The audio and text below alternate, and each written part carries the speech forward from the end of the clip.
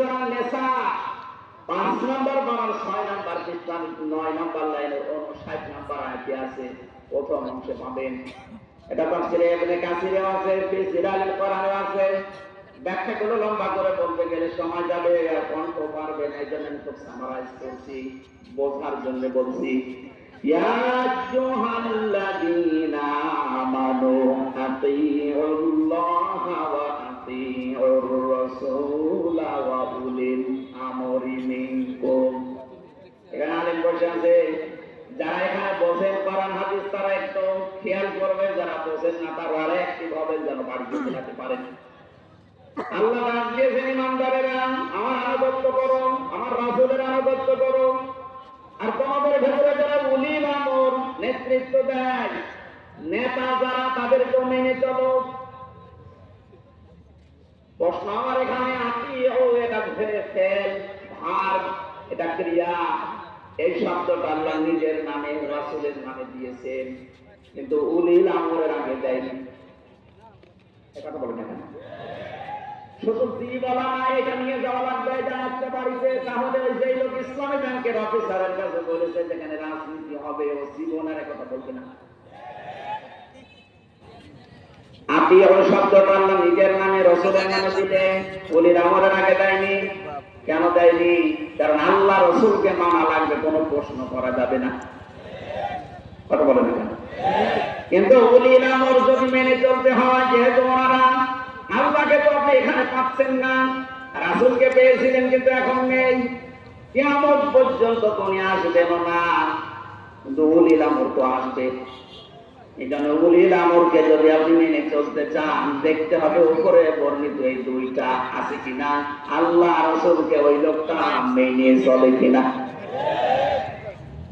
আপনি যাকে নেতা মানবেন, যার নেতৃত্বে চলবেন, যাকে আপনি নির্বাচিত করবেন, আমি এই শব্দগুলো কি বানাচ্ছি? হুয়া জিতাবাকুম, এ জিতেবা মানে নির্বাচিত করা। নির্বাচন না হলে নির্বাচিত করা যায় না। আল্লাহ তাহলে নির্বাচনের মাধ্যমে নির্বাচিত করেছেন আমাদেরকে।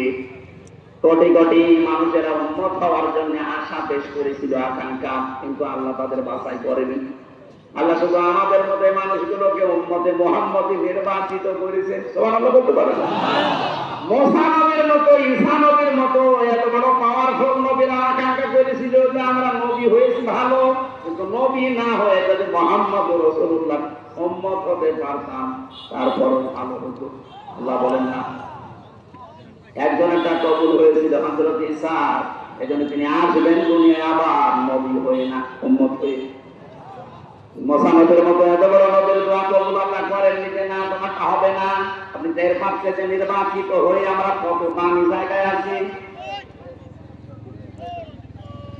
বাংলার মুসলমানেরা, আজকে এই ওয়াজটা যদি আপনি বাড়ি নিয়ে যেতে না পারেন, এরকম ওয়াজ 1 বছর পরে একদিন না, প্রতিদিন 24 ঘন্টা হলে আপনার কোনো কাজ হবে না। এজন্য আতিউ শব্দটা আল্লাহ দেওয়ার কারণে আল্লাহ রাসূলকে মানতে গিয়ে আপনি কোনো প্রশ্ন করতে পারবেন না, বুঝে আসো আর না আসো। হয়তো আপনার স্বল্প জ্ঞানে বুঝে আসছে না, কথা বলেন না কেন? আল্লাহ আপনার কাছে ভালো বোঝে না, বোঝে না? কিন্তু উলিল আমর যারা, এদেরকে মানতে হলে মাস্ট বি, অবশ্যই দেখা লাগবে লোকটা আল্লাহ রাসূলকে মেনে চলে কিনা। যদি মেনে চলে তাকে মানা ফরজ, যদি মেনে না চলে তাকে মানা হারাম। হযরত সাদ ইবনে আব্দুল্লাহ ইবনে সাদ রাদিয়াল্লাহু তাআলা আনহু বিবাহ করার পরে খোরমা বিবি করলেন, মিষ্টি বা খোরমা খেজুর, মহাজাত কমপ্লিট হয়ে গেছে, বিয়ে শেষ, বাসর ঘরে যাবেন, হঠাৎ করে এক কাছে চিঠি নিয়ে এসেছে, ডাক দিয়ে বলে, আব্দুল্লাহ খলিফাতুল মুসলিমিন হযরত ওমর চিঠিটা পাঠিয়েছে। উনি চিঠি খুললেন, ওখানে লেখা দেখলেন, ও আব্দুল্লাহ, যেখানে থাকো আমি রাষ্ট্রের দায়িত্বে আছি, ওমর, আমি তোমার উলিল আমর বলছি, যেখানে থাকো চিঠি পাওয়ার পরে সঙ্গে সঙ্গে দেখা করো, তোমার জিহাদের ময়দানে পাঠাবো।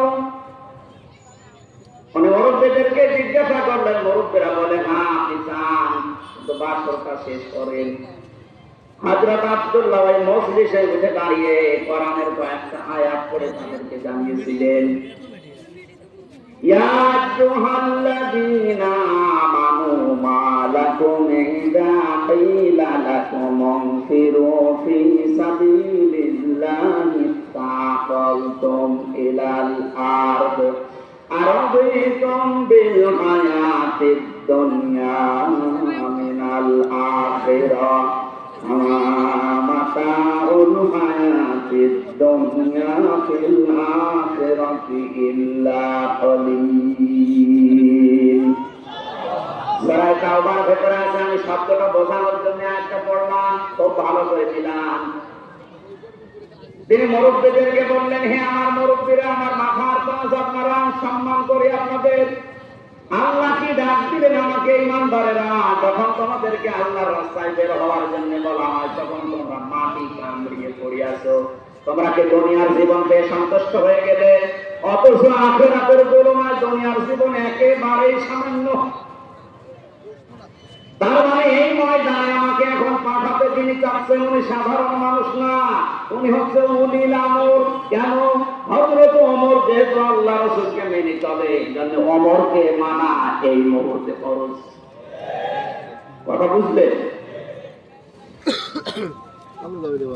আর আমাদের বাস্তবতা যদি আমরা এভাবে মিলাতে পারতাম যে আল্লাহ